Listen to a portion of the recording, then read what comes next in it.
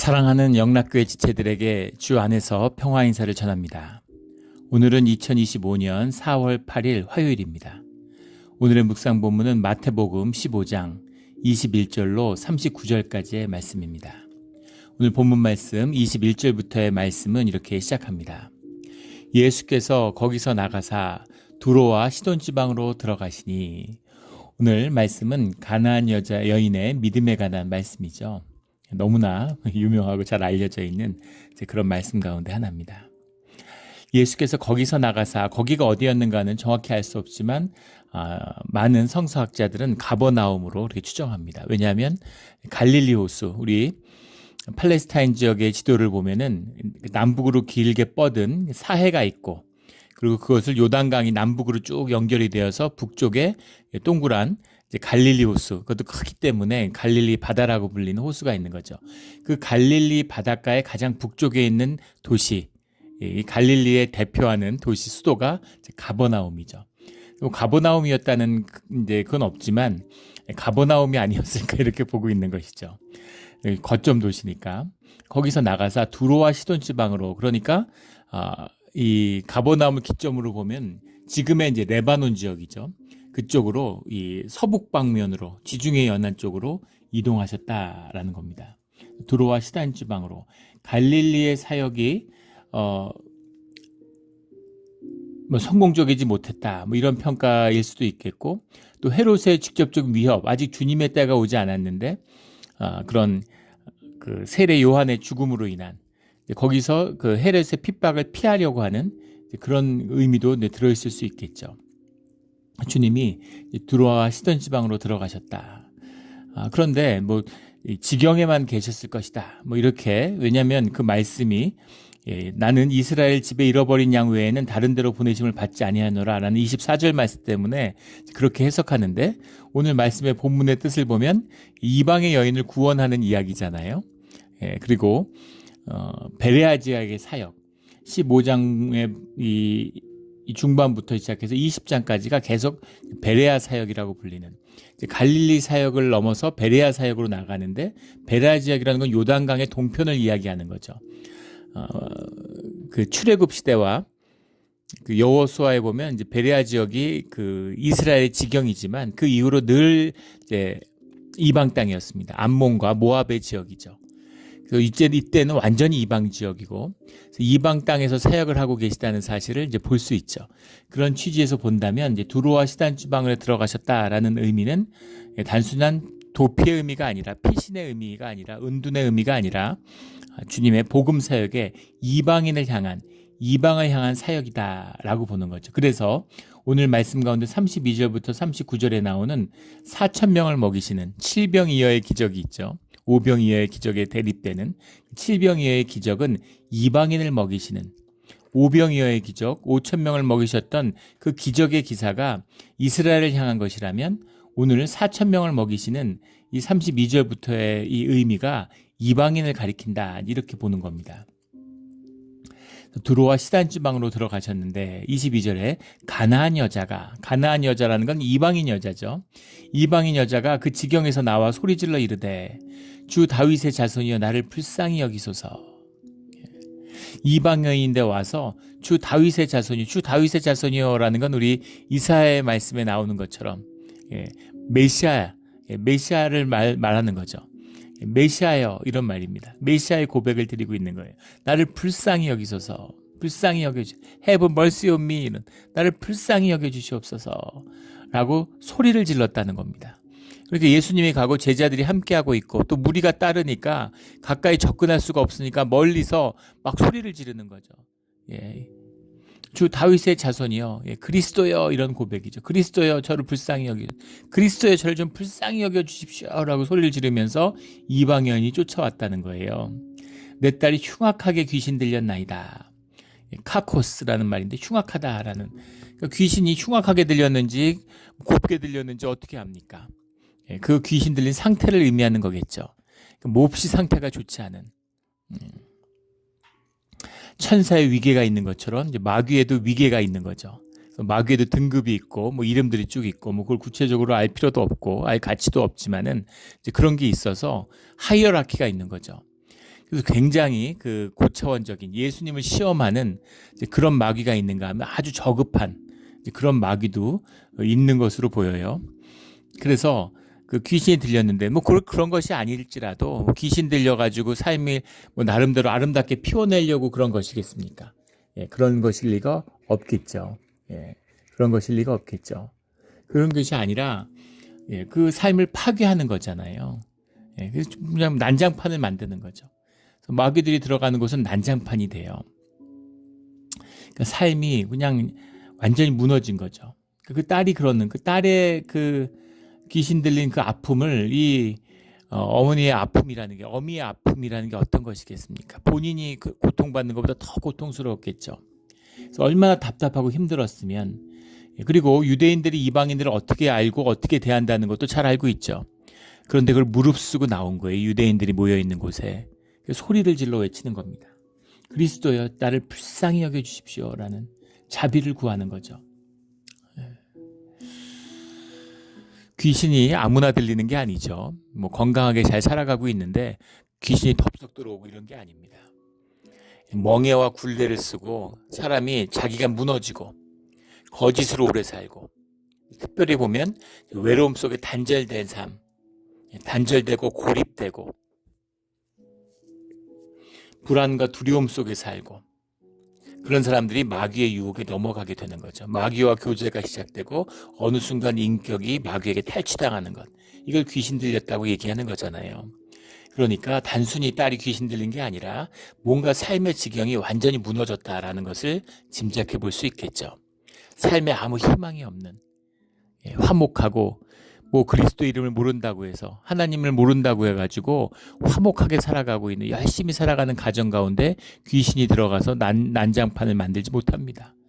하나님의 형상이고 우리에게 영이 있어요. 영에 디그니티가 있습니다. 영에 영권이 있어요. 에너지의 파장이 있습니다. 우리가 유업자로 만드셨는데 마귀가 그렇게 마귀는 속이는 것이죠. 마귀의 권세는 꺾였는데 그걸 속이는 것으로 그렇게 이제 귀신 들리는 역사가 일어나는 겁니다. 그래서 그 비통함을 갖고 나와서 이렇게 고백을 하는 거죠. 그런데 23절에 예수는 한 말씀도 대답하지 아니하시니 제자들이 와서 청하여 말하되 그 여자가 우리 뒤에서 소리를 지르오니 그를 보내소서. 그러니까 이 여인이 제자들이 만류했겠죠. 아, 이러면 안 된다. 왜 이러냐 우리한테 와서 이러고 자꾸 가라고 그랬겠죠. 그런데 예수님이 한 말씀도 대답하지 않고 계신 거예요. 그러니까 상황이 짐작이 되시죠. 얼마나 시끄럽게, 얼마나 간절하게, 얼마나 소리쳐 외쳤는가, 부르짖었는가 하는 것을 볼 수 있는 거죠. 부르짖어야 되는 겁니다. 그 원통함을, 그 애통함을, 그 절실함을, 절박함을 부르짖어야 돼요. 예수님이 날 불쌍히 여기시니까 와서 고쳐주겠지. 이런 게 아니라 나와서 부르짖는 겁니다. 부르짖어야 돼요. 예수는 한 말씀도 대답하지 아니하시니 그러니까 제자들이 와서 그를 보내소서라고 얘기하는 소리를 지르오니 소리를 얼마나 질렀으면 소리를 지르오니 그를 보내소서. 그러니까는 딸이 귀신 들린 게 아니라 엄마도 귀신 들린 거 아니야? 이렇게 의심할 만한 정황인 거죠. 제자들 눈에는. 그를 좀 쫓아주십시오. 저 잠잠하게 좀 해주십시오. 우리는 못 말립니다. 우리 말 듣지도 않고 우리는 못 말리니까 예수님이 좀 뭐 축사를 하시든지 쫓아버리십시오. 말씀으로 권능으로 그렇게 의탁하는 상황인 거예요. 24절에 예수께서 대답하여 이르시되 나는 이스라엘 집에 잃어버린 양 외에는 다른 데로 보내심을 받지 아니하였노라 라고 말씀하세요.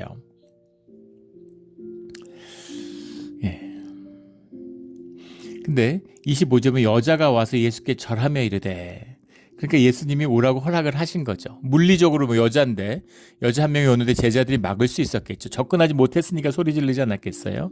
예수님이 오는 것을 용납하셨는데 용납을 하고서는 이스라엘의 집에 어린 양 외에는 다른 데로 보내심을 받지 않았다라고 말씀하시는 겁니다.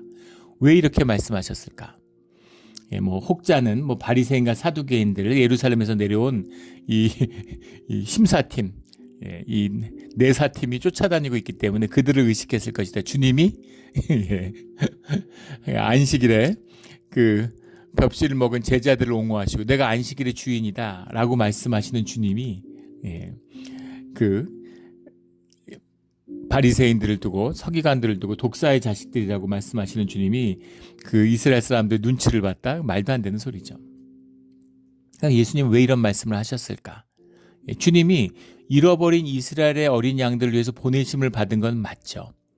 그런데 그것을 거절하는 거예요. 이스라엘의 어린 양들이 주님의 말씀을, 주님의 복음을, 그리스도와의 연합을 거부하는 겁니다. 그러니까 주님이 이방인들에게 가는 혼인잔치의 비유를 말씀하고 계시는 거죠. 그리고 주님의 보내심의 뜻이 이렇다는 것을 분명히 제자들에게 말씀하고 계시는 겁니다. 그 뜻을 밝히시는데 그 뜻은 자유하신 주님, 창조의 세계 속에 끊임없이 창조를 이루시는 주님의 모습인 거죠. 창조를 해놓고 손을 안 대시는 게 아니에요. 뭐 자연의 섭리, 이신론이나 자연신론에 얘기하는 것처럼 주님이 천지를 만드셨지. 그럼 천지는 주님의 섭리대로 움직여가는 거지. 주님이 뭘 덜 개입해? 아닙니다. 주님은 그 속에서 계속 창조의 역사를 이루시고 이룰 수 있는 분이에요. 그래서 우리가 기적이라고 얘기하고 생명의 놀라움이라고 신비라고 이야기하는 것이죠. 주님의 역사가심이 있는 겁니다. 주님의 섭리가 있어요. 하지만 주님의 특별한 은혜와 주님의 새로운 구속의 역사가 시작되는 거죠. 주님은 진실을 말씀하신 거예요. 이스라엘의 어린 양을 위해서 보내심을 받았다라고 말씀하시는데 여자가 와서 예수께 절하며 이르되 주여 저를 도우소서 도와달라고 얘기하는 거예요. 불쌍히 여겨주십시오. 좀 도와주십시오 하고 얘기하니까 주님이 26절에 굉장히 충격적인 반응을 보여주시죠. 대답하여 이르시되 자녀의 떡을 취하여 개들에게 던짐이 마땅하지 아니하니라. 충격적인 말씀이죠. 개라고 하는 것은 이제 그 유대의 문화 가운데서 뭐 동서고금 막론하고 마찬가지죠. 뭐 개만도 못하다, 뭐 개자식이다 이런 욕들. 그러니까 개가 더러움의 상징이잖아요. 인간들이 좀 나쁘죠. 그 멀쩡한 늑대 새끼들 데려다가 개 만든 거 아니에요. 그래서 개가 사실은 인간들에게 도움이 되고 사냥에 큰 도움이 됐다는 거죠. 인류학이 발달할수록 개의 역할이 굉장히 중요했다는 것을 새삼스럽게 알게 되는 겁니다. 그냥 좋아서 살다 보니까 같이 지낸 게 아니라 개가 없으면 안 되는 거예요. 곰과 늑대들 무시무시하죠. 자기가 늑대 출신인데 늑대들에게서 인간을 지킨 게 개였다는 거죠. 그런데 문제는 개를 집에서 애완용으로 같이 사는 게 아니잖아요. 개를 묶어놓기도 했겠지만 개들이 이렇게 돌아다녀요. 동네에 그냥 같이 사는 겁니다. 그래서 아무거나 먹는 거죠. 근데 문제는 사람도 먹을 것이 없던 시절에 개들이 시체를 먹는 거죠. 사체를 먹는 겁니다. 그래서 부정함의 상징이 된 거예요. 그래서 개는 더러움의 상징인 겁니다. 근데 떡을 취하여 개에게 던짐이 마땅치 아니라. 근데 이 유대인들이 이방인들을 개라고 얘기하는 거예요. 근데 예수님이 그 표현을 그대로 받았다는 겁니다. 거기다가 세상에 이 절실한 여인 앞에서 어떻게 이럴 수가 있어? 어떻게 이럴 수가 있어? 딸이 정말 죽게 생겨가지고 귀신 들린 걸 못 이겨가지고 이 뭐 여인이라고 자존심이 없어요. 돌아가는 사정을 모릅니까? 문화적인 뭐 배경을 몰라요. 차별을 안 당해봤겠습니까? 근데 여기 나와서 이렇게 간절하게 소리 지르고 애타게 주님 앞에 와가지고 부르짖는데 주님이 떡을 취하여 개들에게 던짐이 마땅치 아니한다. 자녀에게 개한테 주는 사람이 누가 있느냐 이렇게 말씀하시는 겁니다. 어떻게 이런 반응을 보이실 수가 있을까? 이 반응이 사실은 유대의 반응인 거죠. 주님의 떡을 받는 유대의 반응인 겁니다. 그 모습을 그대로 보여주시는 거죠. 그런데 그것이 정해진 답이 아니라 주님이 답이라는 것을, 주님이 계시고 주님과 만나고 주님과 교제하고 주님에게 반응하는 우리의 모습이 신앙의 중심인 것을 우리에게 말씀하고 보여주고 계시는 거죠. 정말 거절하려고 하셨으면 거절하셨겠죠. 거절하려고 그러면 굳이 왜 그 사람들한테 오는 걸 막고 있었겠죠. 주님이 열어주라고 그러니까 온 거 아니에요. 처음부터 거절할 거였으면 받지도 않으셨겠죠. 가까이 오지도 못하게 했겠죠. 아니면 쫓아버렸겠죠. 주님의 말씀으로. 근데 주님이 용납하고 받아들이고 앞에 나오게 했는데 왜 이렇게 말씀하실까? 제자들에게 보여주는 거고 제자들에게 가르침을 주고 계시는 거죠. 신앙이란 게 뭐냐? 너 유대인들이 잊어버린, 너 이스라엘이 잃어버린 신앙이 무엇냐라는 겁니다. 주님과의 관계잖아요. 그래서 우리는 막 그 은사의 비유, 나오는 말씀과 똑같은 거죠. 주님께 맡겼는데 두려움으로. 제가 달란트를 숨겨놓고서 그걸 지키느라고 이렇게 애먹었습니다. 이러고 이렇게 악하고 게으른 종아, 주님이 말씀하시는 거잖아요. 주님과 관계하는, 필요한 게 있으면 구하고 또 서운한 게 있으면 말하고 주님께 때를 쓰고 천국을 침노하는 자에, 빼앗는 자에 그런 생명의 기운이 있어야 되는 거, 진짜여야 되는 겁니다. 근데 막 종교 생활 하니까 이원화돼 있으니까 먹고 사는 건 내가 알아서 하는 거지. 주님께는 뭐 그냥 교회를 위해서, 선교사를 위해서 기도하는 거고 거짓 기도를 해요. 아무 의미도 없는 것이죠. 그게 바리새인과 사두개인의 모습이잖아요. 종교의 의를 자랑하는, 아무 의미가 없는. 그런데 삶의 진실함, 삶의 절실함으로 주님 앞에 나오면 주님이 그것에 반응해 주신다는 겁니다. 귀신을 들렸던 이방인이든 아무 상관없는 것이죠. 이것이 모든 사람을 주의 품으로 초청하시는 아버지의 모습이다 라는 걸 보여주고 계시는 거죠. 27절에 더 놀라운 여인의 반응이 나옵니다. 주여 옳습니다 라는, 주님 옳습니다, 주님 옳습니다. 이럴 수 있을까요? 우리가 살면서 많은 일을 겪는데 작은 일 하나만 겪어도, 서운한 일, 우리가 현상적으로 작은 일 하나만 겪어도 주님 옳습니다, 주님이 옳습니다, 주님이 하신 일이 옳고 주님이 주신 게 복이고 주님이 오신 게 저에게 답입니다. 인생에 이 고백이잖아요. 주님 옳습니다. 이 고백이 나와야 되는 거죠. 이 고백이 쉽습니까? 자식이 대학에 떨어졌는데, 사업이 망했는데, 신분이 해결이 안 되는데, 자녀들이 비실비실하는데, 애를 주지 않는데 어떻게 주님 옳습니다, 이 모든 것이 주님이 주신 내게 복입니다, 이 고백이 어떻게 나올 수 있겠습니까?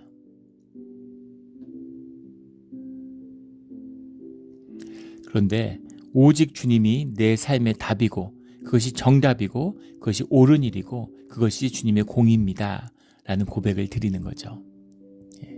이거예요. 우리 욥기의 말씀 같은, 욥기를 욥이 인내하는 이야기다. 욥이 인내한 게 없죠. 욥은 투덜거리고 불평했어요. 그리고 주님께 따졌습니다. 주님이 말씀해 주시죠. 주님의 창조의 섭리를 얘기해 주세요. 그리고 주님이 창조자다라는 걸 알려주시죠. 창조자라는 게 뭐예요? 원인과 결과가 없다는 겁니다. 인과의 관계가 아니에요. 창조라는 건 빅뱅처럼 그냥 있는 거예요. nothing에서 something이 나온 거예요. 뭐 이유가 있고 뭔가 인과가 있고 뭔가 섭리가 있어서가 아니라 그냥 주님이 하시는 일인 거예요. 그게 주님의 일이고 그 주님의 일을 받아들여야 되는 것이다 라는 것을 말씀하고 있는 것이죠. 주님 옳습니다, 이 말 하나로 정리되는 겁니다. 우리 삶의 모든 것에 주님 옳습니다 라고 하는 답으로 주님 앞에 나아가는 우리 모두가 되기를 주의 이름으로 축원합니다. 주님 옳습니다라는 얘기가 내게 주어진 환경과 조건을 다 수동적으로 주님이 주신 거니까 받아들이겠습니다, 내 인생 아닙니까, 내가 다 포기했습니다, 이런 얘기가 아니죠. 주님이 천국을 침노하라고 하시잖아요.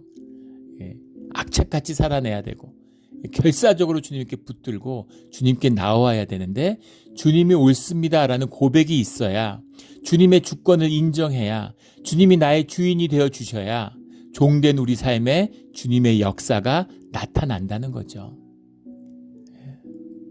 내가 주인 자리에 앉아서, 내가 내 삶의 보좌 위에 앉아서 주님 어떻게 좀 해보세요, 주님 능력 있는데 좀 나한테 펼쳐 보이세요, 주님 이런 거 보여주면 제가 주님 믿겠습니다, 이런 말은 영원히 평생 해봐야 아무런 의미가 없고 아무런 일도 일어나지 않습니다.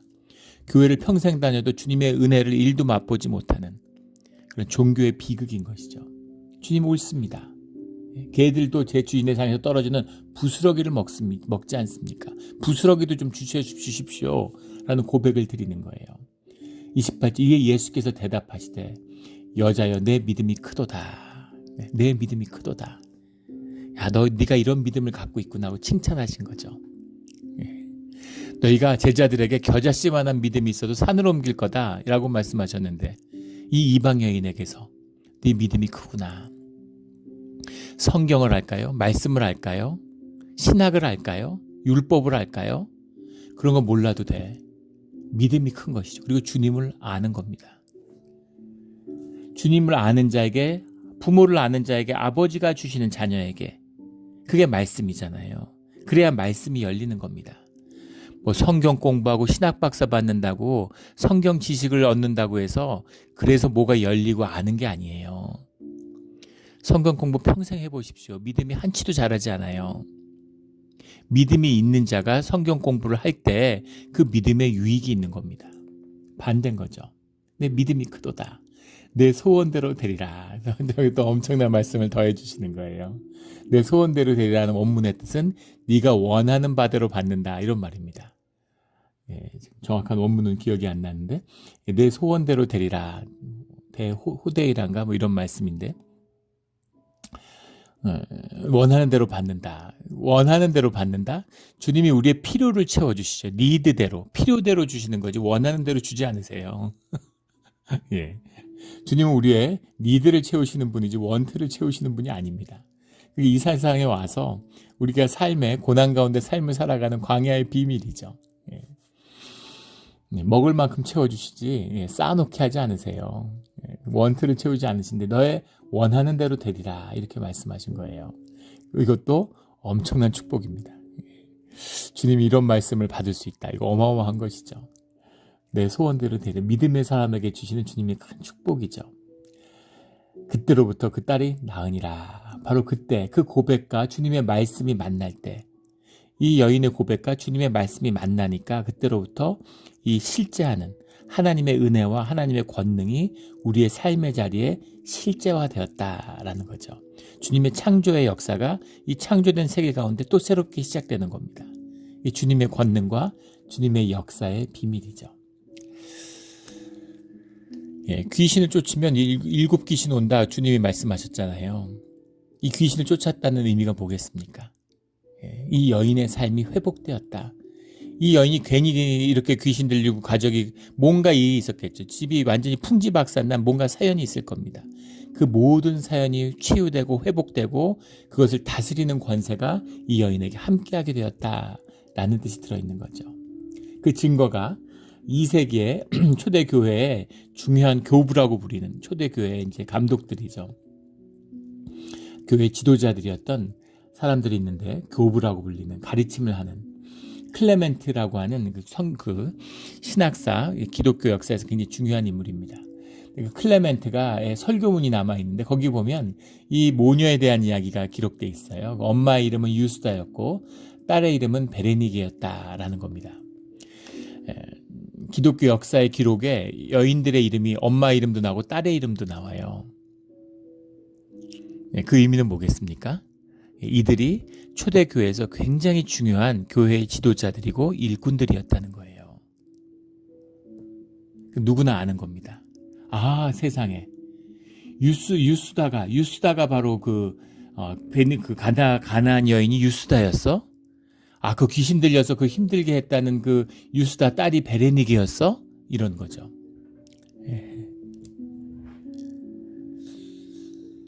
그러니까 교회의 지도자를 우뚝 선 거예요.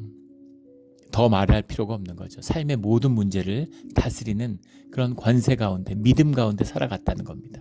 삶이 연합을 이루고 교회의 지체를 이루었다는 것이죠. 이것이 주님이 하시는 역사의 비밀입니다. 의사도 아픈 걸 고쳐줄 수 있겠죠. 우리 29절부터 31절까지 아픈 사람들을 고치는 게 나와요. 정형외과 의사가 저는 사람을 걷게 해줄 수 있을 겁니다. 저는 사람이 걷게 되었다고 해서 그 삶에 달라지는 게 뭐가 있을까요? 근데 주님은 우리의 현상을 다루시는 게 아니라 현상 너머에 있는 우리의 삶의 본질을 다루시는 거예요. 주님께 치유를 받은 자는 삶이 회복되는 겁니다. 그럼 모두 다 회복됐느냐? 그렇지 않죠. 주님을 영접하고 주님을 모시고 함께 살아가는 삶의 결단과 삶의 진실이 없으면 삶에 무엇이 고쳐져도 변하지 않아요. 가롯 유다의 이야기죠. 31절에 보면 30절에 예수의 발 앞에 앉힘에 큰 무리가 왔는데 다리 저는 사람과 장애인들과 맹인과 말 못하는 사람과, 그러니까 세상에 절실한 사람들이 이 가나안 여인을 보니까 얼마나 용기를 얻었겠어요. 그래서 이방인들이 다 몰려오는 겁니다.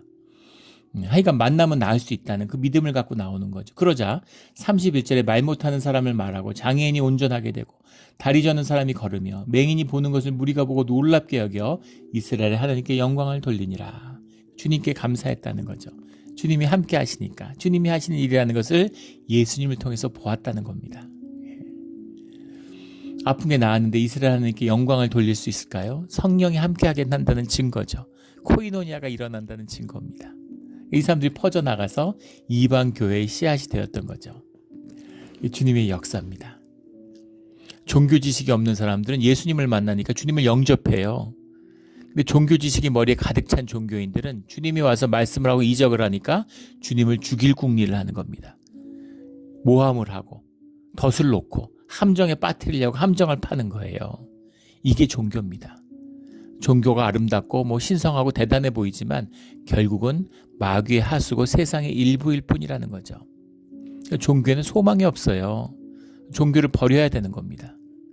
내가 신앙생활을 못하지만 그래도 종교생활을 열심히 하잖아. 그게 악인 것이죠. 우리 삶의 진실로 주님을 영접하는 우리 모두가 되기를 주의 이름으로 축원합니다. 32절부터 떡을 먹이시는 7광주리를 채웠다. 우리 오병이어 때는 12광주리를 채웠죠. 12이라는 건 이제 이스라엘의 상징이잖아요. 7광주리는 이제 땅에서의 완성, 땅의 질서가 하나님의 이름으로 완성되는 것을 일기7이라고 그러죠. 땅의 완전이 6이고 거기다 1이 더해지는 7이 되는 겁니다. 7광주리라는 것은 이제 완전한 풍성함을 의미하는 것이고 주님의 뜻이 이루어졌다라는 뜻이 들어있는 거죠. 32절에 보면 그걸 먹이신 이유가 함께 있은 지 이미 사흘임에 먹을 것이 없도다. 길에서 기진할까 하여 굶겨 보내지 못하겠노라. 사흘 동안 말씀을 가리켰는데 사람들이 좀 음식을 갖고 나왔겠죠. 다 먹고서 먹을 게 없는데 돌아가라고 해서 흩으면 가다가 기진할까 봐. 그러니까 얼마나 굶주림의 상태에 있었느냐를 알 수 있죠. 그래서 이런 기적을 일으키실 수 있으면 계속 먹이고, 왜 가지고 있던 떡과 이런 걸 만나를 하늘에서 쏟아지게 하든가 메추리들을 불러들이든가, 메추리가 아니라 뭐 닭 같은 걸 해가지고 막 무슨 통닭 무슨 뭐 삼계탕 뭐 이런 거 온갖 것 해가지고 뭐 찜닭 뭐 그런 거 만들어가지고 신나게 배부르게 먹고 이러지. 그런 게 아니죠. 가는데 기진할까봐 굶겨서 보내는 그들의 굶주림을 보고 안타까운 마음에 주님이 먹을 걸 주셨다는 겁니다. 이것이 가난한 가운데 하나 되는, 가난도 축복인 것이죠. 주님 안에서 받으면 이 기진함, 이 배고픔이 축복으로 변했다는 겁니다. 이들이 말씀 가운데 하나 될 수 있다면, 주님과 같이 있으면 하나 된다는 건 주님과 함께 한다는 얘기죠. 그래서 이 가운데 주님의 풍성한 복을 누리게 되었다. 배불리 먹고 남은 조각을 엄청 먹었겠죠. 배고프니까.